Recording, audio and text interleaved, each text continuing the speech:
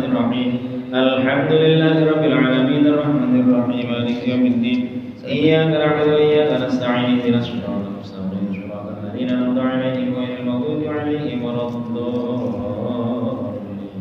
آمين.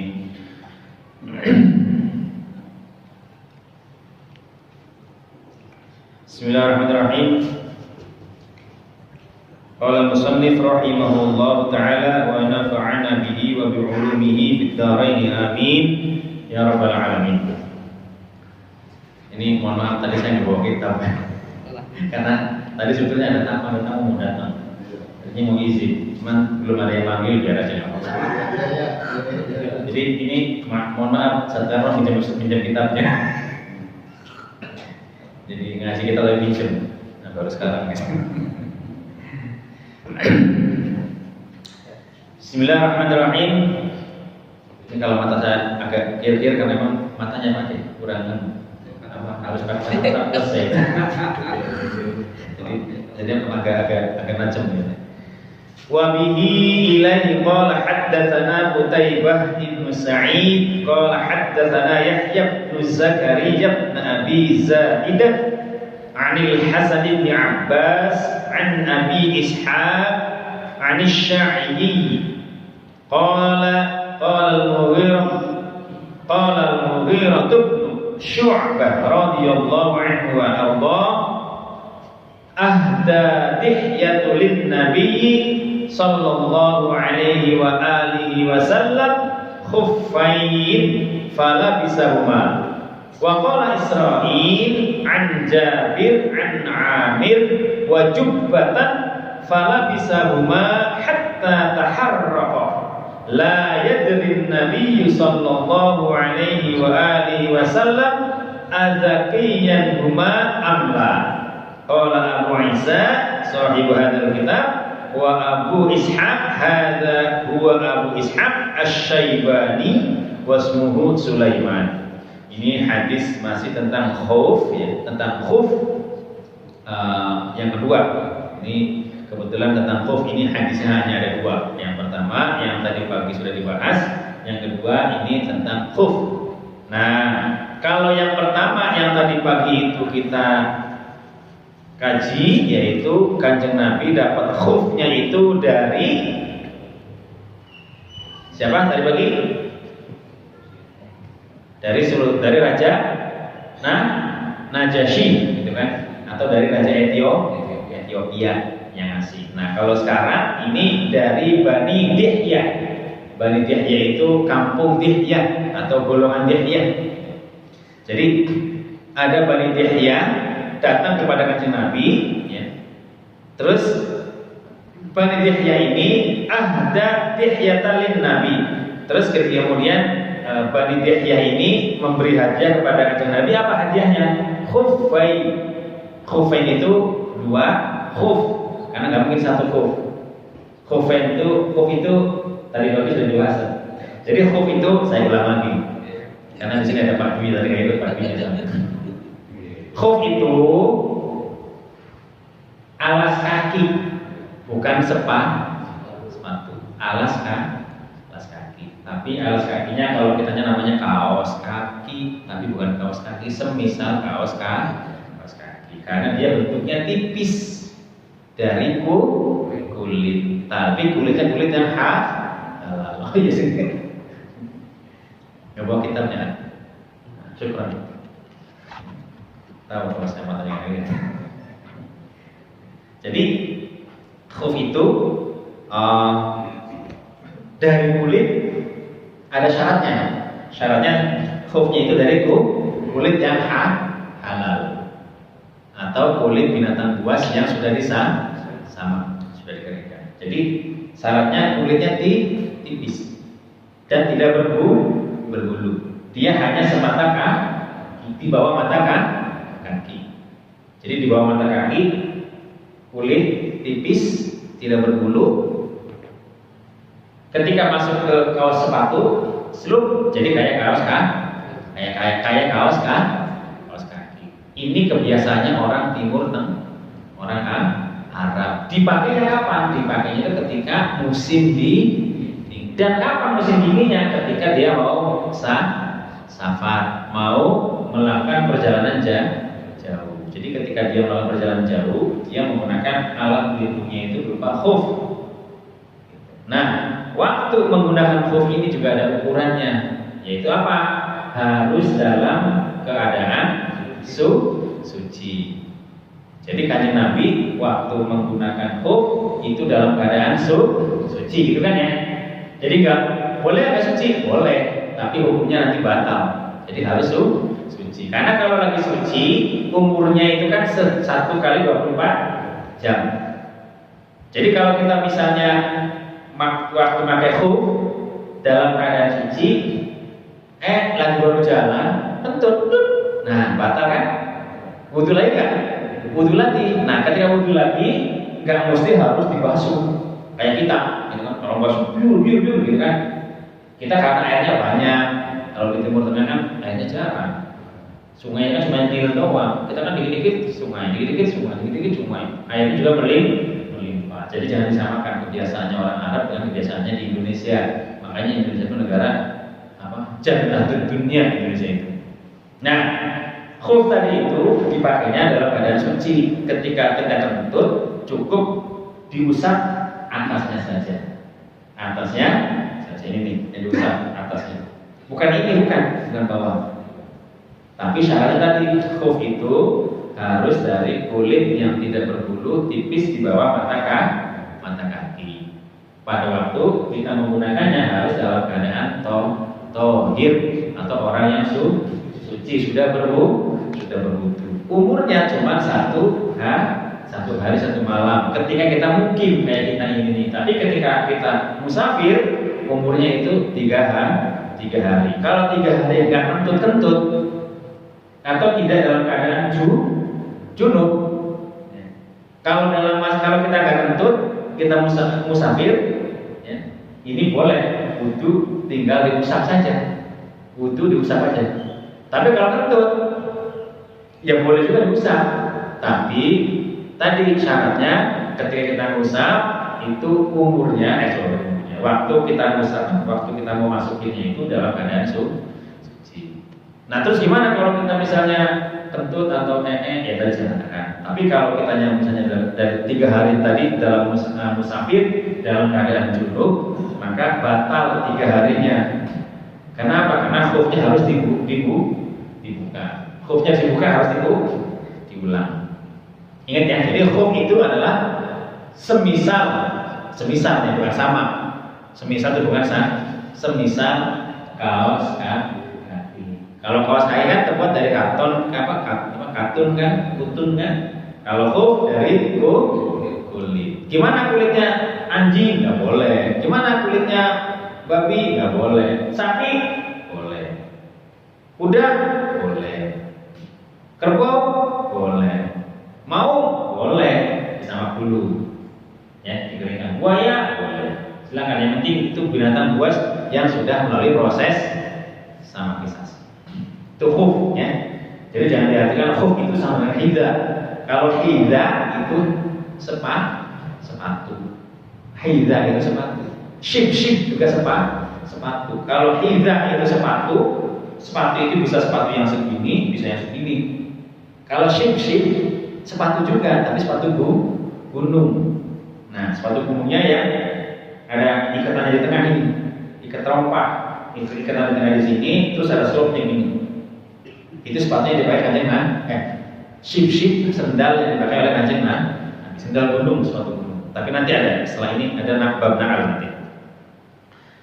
Nah, Kanjeng Nabi itu mendapatkan hadiah dari Dihyah, kaum Dihyah. Apa hadiahnya? Khuffain, 2 sepatu, 2 khuf ya. Fala bisa rumah, kemudian Kanjeng Nabi itu make yang dihadiahi oleh Dihyah itu khufnya tadi itu dipakai. Terus kemudian waqala Israil, kata Israil dari Jabir an Amir, Jabirnya dari Amir wajubatan.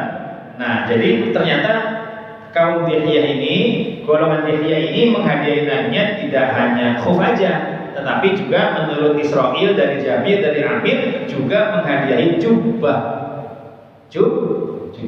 Jadi menghadiahinya dihya itu bukan hanya khuf, tapi khuf dan juga menghadiahi jubah. Kalau tadi yang najasi itu hanya menghadiahi khuf saja. Nah kalau ini dihya itu menghadiahi kanjeng Nabi itu ya khuf dan juga jubah. Fala bisa huma. Kemudian dua-duanya tadi itu dipakai, khufnya dipakai oleh kanjeng Nabi. Jadi kalau kita dikasih hadiah, kalau bisa dipakai ya. Karena kanjeng Nabi dikasih hadiah kecuali ada kecualinya. Kecuali pakaian yang terbuat dari sutra. Kanjeng Nabi itu dikasih pakaian yang terbuat dari sutra asli, itu kanjeng Nabi tidak memakainya. Bahkan dikasih kepada Sayyidina Umar. Sayyidina Umar yang nggak mau karena kanjeng Nabi nggak memakai, akhirnya Sayyidina Umar juga dikasih lagi ke yang lain.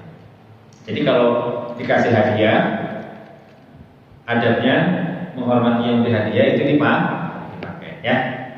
Sunnah. Karena kanjeng Nabi dikasih hadiah pakai. Terus gimana kalau yang kasih hadiahnya non muslim? Nah ini Najasyi raja, raja non muslim. Dipakai enggak? Dipakai gimana itu? Masa pakai dari orang yang muslim? Kanjeng Nabi pakai dikasih khuf dipakai, yang ngasih orang non muslim itu raja lagi yang ngasih. Bosnya pimpinannya non muslim. dipakai. Jadi adabnya kalau dikasih hadiah dipakai, karena Nabi dikasih hadiah juga dipakai. Wajubatan. Kemudian kanjeng Nabi juga diberi hadiah jubah yang tadi khuf sama jubah. Fala bisa huma. Kemudian kanjeng Nabi juga dua-duanya itu dipakai hatta tahorroko sampai rusak. Jadi kanjeng Nabi itu dikasih jubah sama dikasih khuf dipakai terus sampai rusak. Jadi berarti sering dipakai kalau gitu. Hatta tahorroko sampai rusak. Layatrin Nabi adakiyan umat amla. Sampai kanjeng Nabi itu nggak paham, sampai kanjeng itu nggak tahu ini itu sebetulnya yang tadi jubah sama khuf tadi itu apa memang sudah benar-benar rusak apa enggak? Karena sering dipakai, karena saya seringnya dipakai. Jadi kalau dikasih hadiah dipakai, ya kalau perlu ya tadi ikuti kanjeng Nabi. Kalau perlu dipakai sampai rusak, sampai pada kusam-kusam gitu, kusam-kusam. Takharraq itu maknanya mah takharraq ya takharraq itu hampir kusam, rusak lah. Sama kanjeng Nabi itu nggak tahu. Nah, ini tata krama atau adab ketika kita diberi hadiah oleh orang lain. Kanjeng Nabi aja dikasih hadiah itu dipakai. Kalau kemarin itu yang sebelumnya kanjeng Nabi dikasih apa lagi?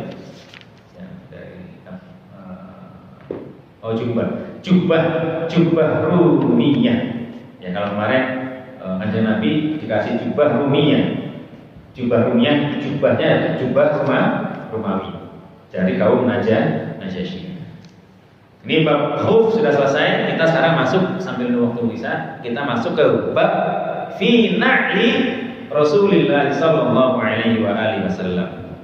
Kira-kira dong ya khuf ya. Jadi khuf itu bukan sepatu. Khuf itu bukan tidak. Khuf itu adalah sejenis kaos kaki yang terbuat dari kulit binatang halal atau binatang buas yang sudah disahkan. Bukan binatang yang haram itu berarti yang diharamkan. Nah di Indonesia ada apa enggak? Ya saya sih enggak, khufnya ada yang dijual kok. Ada, cuman ada yang dijual. Cuman saya jarang sekali lihat di sini tuh. Karena emang kalau dipakai juga kalau kita kurang manfaat juga. Iya, kayak kurang pantas juga. Kalau di Mesir, mohon maaf, di Mesir dingin. Jadi kalau pakai itu memang enak. Saya itu kalau musim dingin, kebetulan karpetnya begini juga sama tebel. Begini, agak tebel tapi itu saya pakai kalau musim dingin.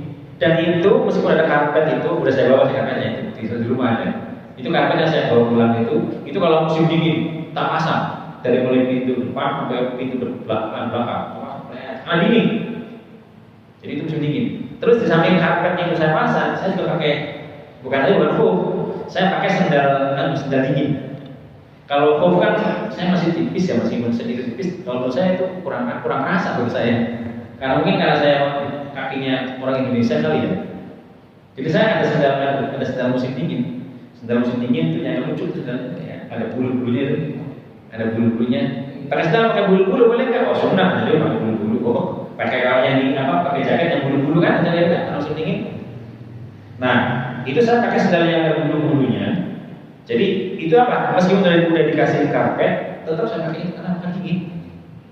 Jadi orang Arab khususnya, memang kalau musim dingin pakainya begitu. Kalau di kita pakai khuf kayaknya agak lucu aja sih. Kayak kamu nggak usah contoh-contoh jauh tuh.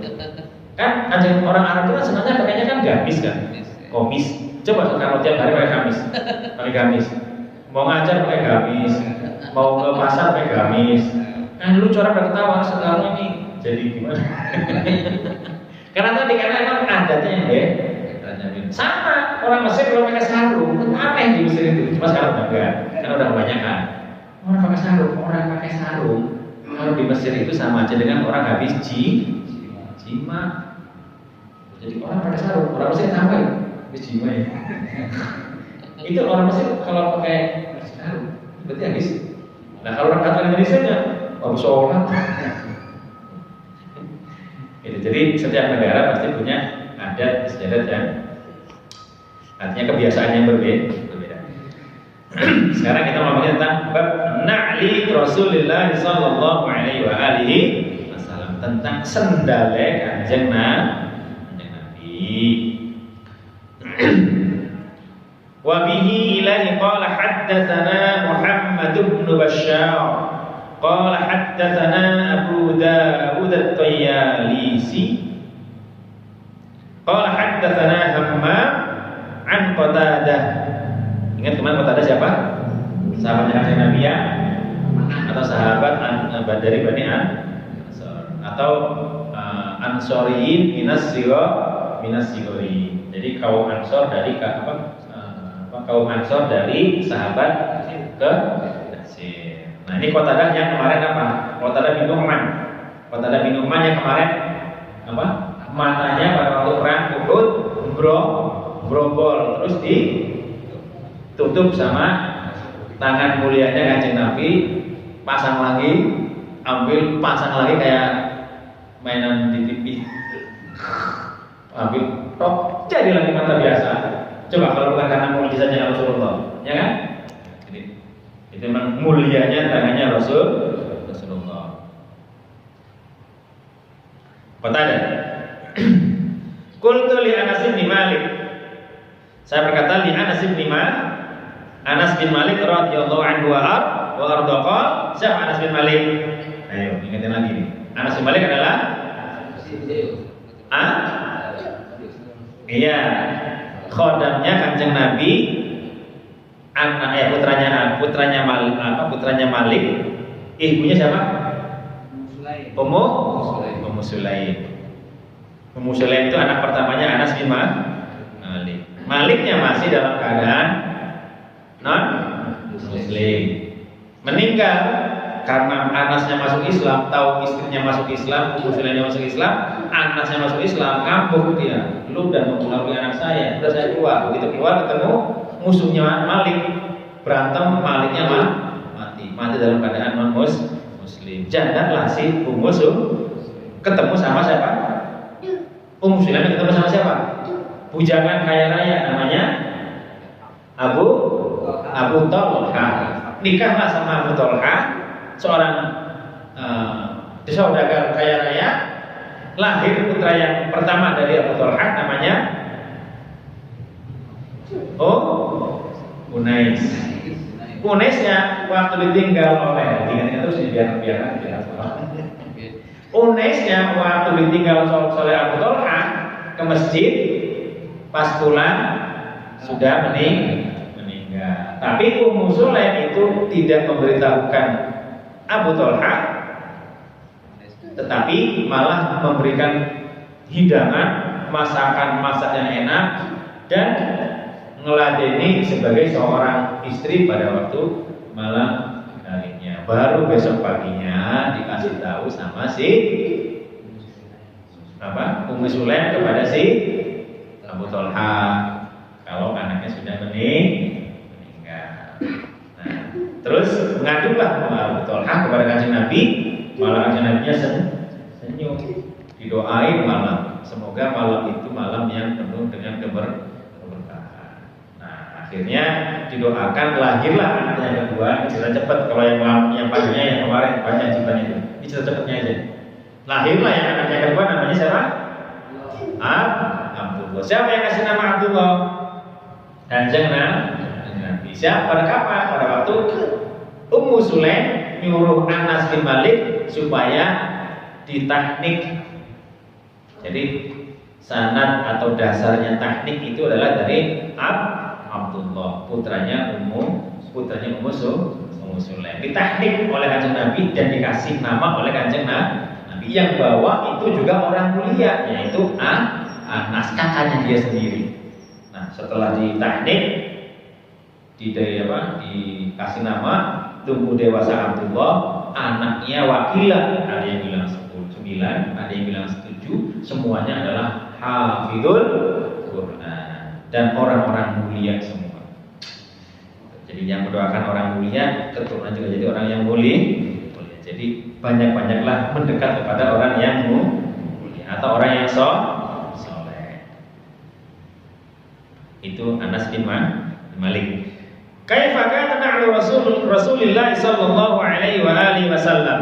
Nah, nanya nih si petadahnya kepada sahabat Anas bin Malik, karena Anas bin Malik kan sahabat Nabi, khotimnya Kanjeng Nabi yang nemenin Kanjeng Nabi selama 10 tahun.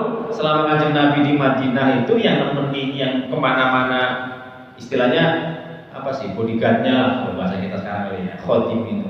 Karena kalau kiai kan kadang-kadang ada santrinya itu ada kiri kanan bawa tasnya, ininya bawa berkatnya, ininya bawa gitu kan. Nah ini yang bawa Anas bin Malik. Nanya, kaifa kana na'lu Rasulillah sallallahu alaihi wasallam? Saya mau nanya, gimana sih sendalnya Kanjeng Nabi? Gitu kan? Qala, kata Anas, lahuma kibalan. Kibalan itu berhadapan-hadapan. Jadi maksudnya gini, sendalnya Kanjeng Nabi itu, saya tadi kalau sendal apa ya? Lupa saya. Sendalnya Kanjeng Nabi yang ini, kibalan itu mesti gini. Yang dirinya sempit. Jadi sendalnya gini. Ini tali sini, tali ke sini, gitu kan? Ya tahu itulah. Pokoknya di sini tengah-tengahnya ada ininya. Orang sendal lili zaman dulu itu loh, sendal lili atau sendal lili? Kan sendal lili kan gitu ya kan? Jempolnya masuk, selok gitu kan? Ininya ada tengah-tengahnya, ada ini kan? Di atasnya kadang-kadang ada tali ini. Nah, sendal itu di tengah-tengahnya itu ada ininya. Ada apa namanya? Jepitannya itu loh. Jadi menjepit antara jempol sama ini, menolak kakinya ke atas. Jadi ini gini, bisa. Jadi ininya ke sini gitu kan, ada slopnya, ini slop gitu kan. Sendal lili atau sendal lili ya? Itu contohnya yang sendal lili. Jadi kakinya Kanjeng Nabi itu kibalan itu maksudnya di tengah, berhadapan sama sini. Nah gini nih, tank gitu. Itu sendal. Nah kalau saya nggak tahu bisa tapi sendal apa saya? Ya gitulah kalau sendalnya begitu. Kadang-kadang ada yang pakai sendal yang gini aja gitu kan, nggak ada ininya gitu kan. Nah, sunnah apa enggak? Ya sunnah juga pakai sendal. Teman nggak ada kibalannya di tengah pengikat di tengahnya. Jadi Kanjeng Nabi itu sendalnya sendal yang ada pengikat di tengah kibalan.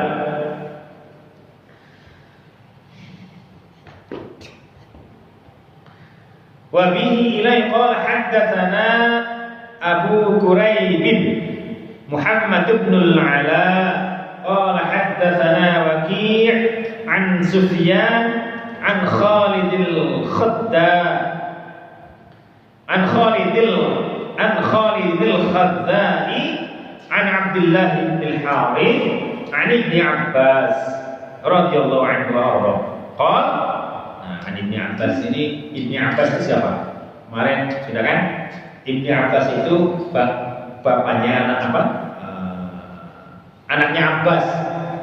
Kalau itu siapa ini? Ibn Abbas sebetulnya. Anaknya Abbas. Kalau gitu siapa namanya?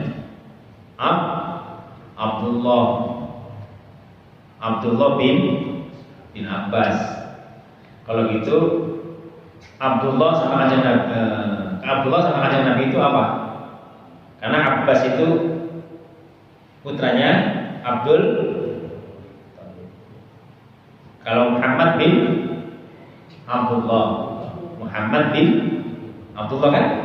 Kanjeng Nabi kan bapaknya kan Abdullah. Muhammad bin Abdullah bin Abdul Muttalib. Muhammad bin Abdullah bin Abdul Muttalib. Kakeknya siapa berarti? Kanjeng Nabi Abdul Muttalib.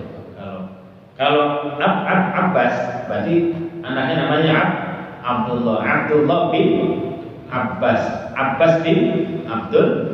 Berarti kalau gitu Abdullah atau Ibnu Abbas, anaknya Abbas. Siapa anaknya Abbas? Abdullah. Kalau gitu Abdullah sama kanjeng Nabi sepupuan. Kenapa dipanggilnya Ibnu Abbas? Karena nama Abdullah itu banyak. Zaman itu tuh zaman kanjeng Nabi nama Abdullah, nama Muhammad, nama Ahmad. Kayak di Mesir itu paling gampang manggil orang namanya siapa? Muhammad. Pasti nengok karena semuanya namanya Muhammad. Hampir semuanya namanya Muhammad. Muhammad bin Ahmad bin Muhammad bin Ahmad bin Ahmad bin Muhammad bin Ahmad bin Ahmad bin Muhammad. Mereka itu dan namanya cuma satu. Kalau kita kan tiga nih, kadang-kadang dua, kayak Muhammad Hussein, Mansur, karena bapaknya Mansur, terus Mansur, Muhammad Hussein, murakkab, dua nama. Orang Mesir cuma namanya Muhammad aja kan. Jadi kalau bilang Muhammad Hussein, dikiranya Hussein itu bapaknya. Jadi namanya Muhammad Hussein, Abu Hussein, lah anak Muhammad Hussein, ismi murakkab. Nah, nama saya Muhammad Hussein, namanya Muhammad Hussein. Orang Indonesia itu namanya murakkab. Murakkab itu maksudnya lebih dari satu. Kadang-kadang Muhammad Hussein Al-Qatiri. Al-Qatirinya namanya tiga. Itu nama memang nama kalau di kita memang namanya double. Tapi kalau orang Arab itu rata-rata namanya nggak double, satu. Jadi kalau dua nama itu artinya nama bapaknya. Tiga nama berarti kakeknya. Jadi Ibnu Abbas ini adalah Ibnu Abbas itu sepupuan kanjeng Nabi. Nah, kata Ibnu Abbas, kana li Rasulillah sallallahu alaihi wa alihi wasallam kibalani mathniyun shirakahuma. Oh, ini lebih jelas lagi. Mathniyun shirakahuma. Jadi maksudnya sendalnya kanjeng Nabi, kata Ibnu Abbas, kata Abdullah, sepupunya nih. Sepupunya kanjeng Nabi. Kalau tadi kan khodimnya. Kalau tadi yang meriwayatkan khodimnya itu Anas bin Malik. Kalau ini yang meriwayatkan sepupunya, masih saudara sendiri. Harusnya kuat toh. Yang ngomong sepupunya khodimnya, udah jelas lah. Kalau orang lain mungkin ada, tapi ini kan sepupu. Kalau khodim kan sepupu khodim itu orang dekat semua. Karena lina dari Rasulullah, sendalnya kanjeng Nabi itu kibalan tadi itu yang tadi saya katakan tadi. Udah kibalan, mathniyun shirakahuma, keduanya itu keduanya tadi itu saling terkait. Shirak itu kan berhubungan. Jadi yang tadi yang ini sini nyambung, ini juga nyambung. Itu namanya shirak. Mathna itu dua ini saja satu, ini satu kan dua tuh. Ini satu, ini satu. Jadi paham tadi kan yang namanya lili itulah. Lili itu sudah lili.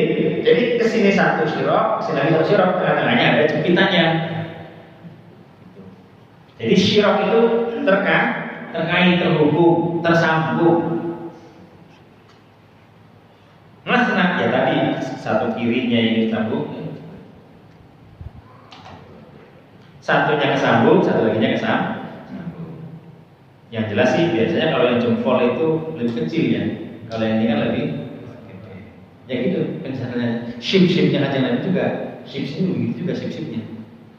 Kalau yang bisa lihat di Google itu ada tuh ship-shipnya kanjeng Nabi. Coba aja di Google ship-ship. Kalau ship-ship Rasulullah pasti keluar tuh gambar sendalnya kanjeng Nabi. Atau na'il Rasulullah pasti keluar tuh gambarnya itu. Satu lagi ya. Wa bihi ilaihi qala haddatsana Ahmad bin Mani' qala haddatsana Abu Ahmad Az-Zubairi Qala haddatsana Isa bin Tuhman qala haddatsana Isa bin Tuhman radhiyallahu anhu arda qala akhraja ilaina Anas bin Malik radhiyallahu anhu arda na'laini jardawaini lahuma kibalan qala haddatsani Thabitun ba'du an Anas annahuma kanata na'lain Nabi sallallahu alaihi wa alihi wasallam. Nah, ini hadisnya dari Tuhman berkata, nah ini sahabat Nabi namanya Tuhman berkata, akhraja ilaina. Jadi kata si Tuhman, sahabat kanjeng Nabi Isa bin Tuhman ngomong, akhraja ilaina. Akhraja itu kan mengeluarkan. Maknanya jangan mengeluarkan, menunjukkan. Menunjukkan aja, menunjukkan ilaina kepada, karena istrinya sendal. Kalau mengeluarkan gak enak, kalau menunjukkan lebih pas. Akhraja ilaina Anas bin Malik. Anas bin Malik menunjukkan kepada saya, Tuhman, maksudnya si Isa bin Tuhman, apa yang ditunjukkan kepada, apa yang ditunjukkan Anas bin Malik kepada si Isa bin Tuhman? Na'lai, dua sendal. Jadi Anas bin Malik itu nunjukin kepada sahabat Nabi yang namanya Isa bin Tuhman, ini loh sendalnya kanjeng Nabi, gitu loh. Apa? Jardawaini lahuma kibalan. Jadi sendalnya itu sendal yang kedua-duanya atau ujungnya tadi itu saling terkait, saling terhubung. Jadi sendalnya kayak tadi yang saya katakan sendal lilit kan. Jadi sendalnya tangannya ada ikatnya, itu sendalnya kanjeng Nabi. Nah, kalau di sebetulnya sih kalau kayak di Timur Tengah memang rata-rata saya rata-ratanya. Kalau rata-rata nggak semuanya. Terutama kaum mudanya itu biasanya itu kalau pakai kan sepatu. Dan para kaum bangsawan itu kadang-kadang pakai sendal. Jadi jangan aneh kalau misalnya nanti kayak kemarin tuh Pangeran Amir yang kemarin datang dari Bahrain datang ke sini, yang waktu meresmikan masjid di Solo itu, coba perhatikan pakai sendal pakai sepatu, sendal sip pakai. Jadi datang ke sini makanya bukan pakai sepatu kayak kita mau ketemu. Kita yang datang kan para pejabat semua itu, ada menteri agama, ada gubernur, pakainya sendal. Karena emang mereka itu sendal itu udah kayak sepatu. Jadi bagi mereka sih ya itu kesunahan memang. Jadi ya enggak. Jadi kadang-kadang gini, karena tadi karena beda budaya. Kalau kita kan baca gimana sih nggak sunnah banget, atau orang menteri, atau orang pejabat pakai sandal, nggak sunnah banget orang Arab. Padahal kalau kita di Arab itu udah hormat banget itu. Sama kayak tadi. Nanti gimana sih? Ya orang Mesir juga sama, orang Mesir juga orang Arab juga sama. Begitu kita pakai sarung, wah itu gimana sih? Kemana-mana pakai sarung. Kan bingung gimana pakai sarung gimana ini? Kan kalau di orang sana kan orang pakai sarung kan habis itu kan. Lalu tuh gimana pakai sarung? Aneh aja. Nah, tapi sarungnya orang Mesir itu nggak kayak kita. Kalau kita kan sarungnya kan dijahit kan. Kalau di sana sarungnya kayak sarung izar, namanya sarung itu izar. Sarungnya itu kayak sarung kayak pakaian toa. Jadi kayak dijahit. Jadi kayak buat kerudungan. Jadi emang ya kita emang harus sebisa mungkin ya tidak boleh bahasanya itu kalau belum tahu tempat, belum tahu wilayah, belum tahu keadaan, jangan dulu atau jangan dulu menjudge. Bahasa anak muda jangan dulu judge gua dong. Jangan dulu menuduh gua bahasa. Karena orang tadi kalau udah beda tempat, beda wilayah, beda negara, budaya juga berbeda. Ya kayak tadi yang tadi saya bilang, yang namanya wudu. Kalau orang wudu di kita kan airnya banyak, melimpah-limpah. Sekarang satu majelis ini rela ziarah ke Maroko. Semuanya kan kalau wudhu kan udah kayak plak gitu kan. Orang di sana di pas dimarahin semua. Lu gimana sih wudhu itu kayak apa? Oh berendam. Kenapa? Karena di Maroko tadi saya katakan dia mazhabnya Maliki cukup sekali usapan. Kalau kita kan 2 kali usapan. Terus kalau orang Timur Tengah khususnya itu kalau mandi cuma sekali, apalagi musim dingin, mandi cuma sekali, kadang-kadang seminggu sekali mandi. Nah, tapi orang Timur Tengah itu minyak wanginya, jadi orang Tengah itu wangi-wangi. Karena tadi meskipun gak mandi, minyak wanginya banyak. Karena tadi mau mandi gimana? Dingin. Saya ajak kamu musim dingin mandi, masya Allah. Enggak nih kalau kamu mandi, kecuali ada sakona. Pemanas air. Musim dingin mandi kagak ada. Dingin mandi gimana? Dingin kita aja musim di sini hujan terus aja dingin aja mandi males. Apalagi musim dingin. Enggak kuat saya kalau musim dingin. Orang kadang-kadang baru keluar wudhu itu kepaksa, bukan kepaksa kan lagi musim dingin wudhu. Saya nyari kalau wudhu saya nyari kalau bisa ada yang pemanas jadi bisa dicampur panas dingin yang dari angkat. Kalau musim dingin wudhu, masya Allah tangannya kaku semua kalau wudhu.